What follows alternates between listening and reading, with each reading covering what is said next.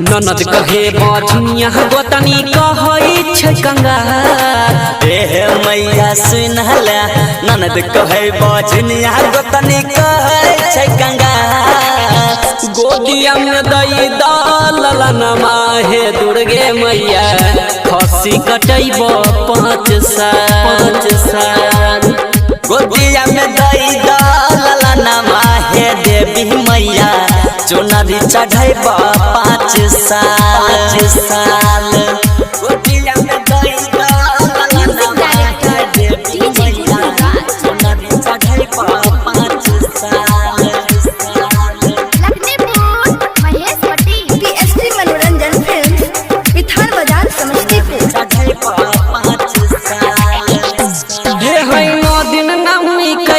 मैया कलशा हम बैठलियो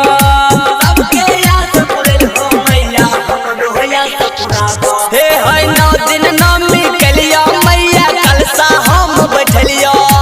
दर दर ठोकर खाई के मैया तोरे दर पर अलियो। हे तोरे दर पर अलियो एक बार देखो ना अपना।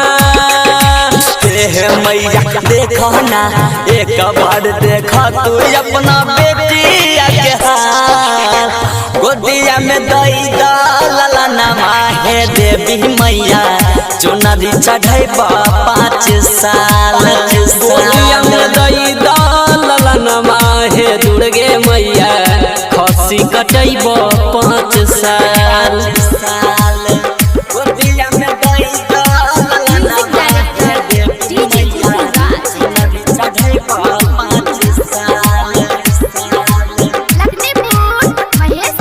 अभी आप सुन रहे हैं मैकलिन स्टेशन से। हे तोरा दर से सुन हे मैया खाली हम नहीं जइब। सबके याद पड़े हो मैया हमरो याद पुराबो। हे तोरा दर से सुन हे मैया खाली हम नहीं जइब। करबो नहीं साफ तोरा दुआरे पर मर जइब।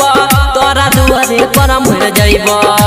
प्यारे अर्जुन विनती करे छ हे मैया सुनहला। प्यारे अर्जुन विनती करे छ कहे छ संजीत लाल।